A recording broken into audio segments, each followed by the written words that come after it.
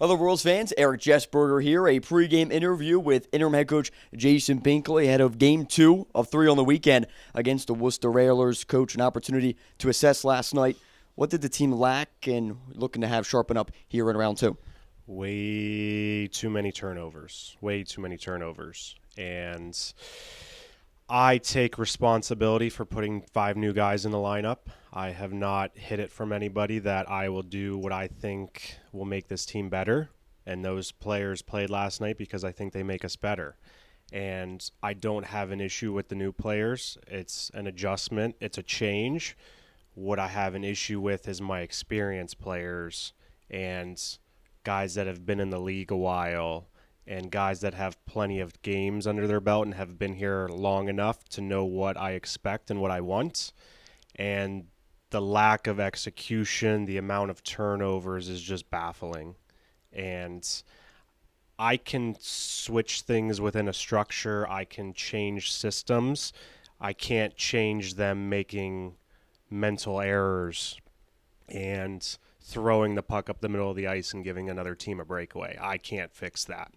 And that's frustrating because at the end of the day, we're all pushing for the playoffs here. And I want players in that locker room that are going to go down swinging just like I am. And right now I feel like I'm missing some of that. And just being frustrated with how we performed, especially on home ice. It's just not good enough. Before we speak on some of the professional debuts, as you mentioned, 5 total yesterday, speak on what might be immediate line combination mix-ups here heading into Game 2 tonight. Realistically, not very many forward line combination changes. I don't feel like our forward group held us back. I was actually pretty excited with the lineup I put out there yesterday on the offensive side. And we're just getting into a position, like I just said, that we're not executing. We have plenty of scoring opportunities. We have plenty of shots. We have plenty of chances. It's just a matter of us scoring them.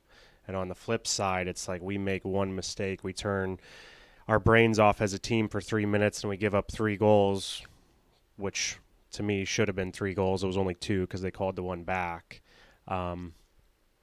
But it just doesn't correlate how we have such a great first period and we come out flying and we come out buzzing, and then we go in intermission and I give a couple teaching points because we have new guys and I say keep going, keep playing fast, keep playing hard, and then all of a sudden it's like we just decided that it was men's league hockey and that we weren't going to compete and play.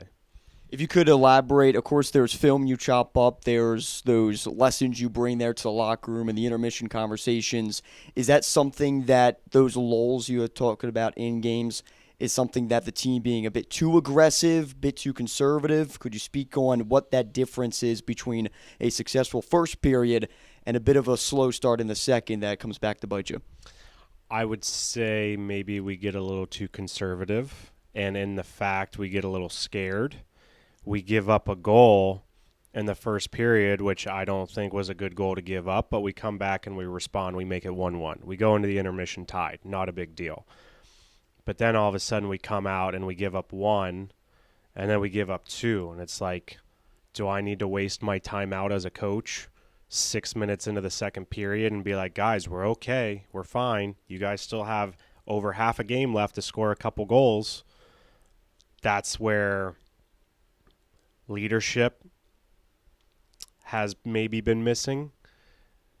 I feel like I have enough experience in the locker room to survive those situations, but regardless who's been coaching this team, regardless who's been playing for this team since October, it has been a consistent thing in our locker room and with our team that if we turn our brains off for 6 minutes as a team, we give up 3 or 4 goals and then we're battling to try to get back in it. I don't obviously have an answer for that because I'm not going to go down 2-1 and call a timeout and yell at all of them, because hockey is a game of mistakes and we're going to make mistakes, but we also need to learn how to capitalize on the mistakes that other teams are making. strong first impressions and capitalizing on the opportunity for some minutes. We spoke on the rookie forwards last night and some impressions. Jock Bucco and Tyler Gratton, each multi-point games for their pro debuts. Can you speak on what you liked in their connection and the ultimate grade you would give the newest batch of Royals? Those guys actually had a good third period. Kind of what I said earlier of when you're coming into a new team, these kids are used to playing a particular system. They just played with their college teams for the last 6 months. They've been practicing and playing the games to a particular style, and now they have to come in here and adjust. And that is part of pro hockey no matter what happens, because when those kids get called up to the American League or whatever happens with their careers and they have to adjust to a different team, you need to learn how to do that quickly.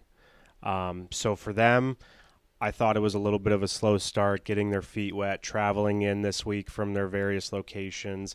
But by the third period, I thought they kind of came alive and figured it out and had a goal and a couple of assists there. I would like to continue to see them get pucks to the net, get bodies to the nets, stopping and starting. Like, we're in professional hockey now. The details are what's going to make or break us. And overall, for the forward group, even for Malinowski on a D, B minus, maybe C plus. Like, it's hard for me to judge off one game of what those guys are doing and what they're capable of. So there's an evaluation period that needs to go on here this weekend with them. And I'm not unhappy or upset with any of the new guys that played yesterday, if that makes sense. Of course, Coach, thank you for the time. Best luck tonight. Thanks.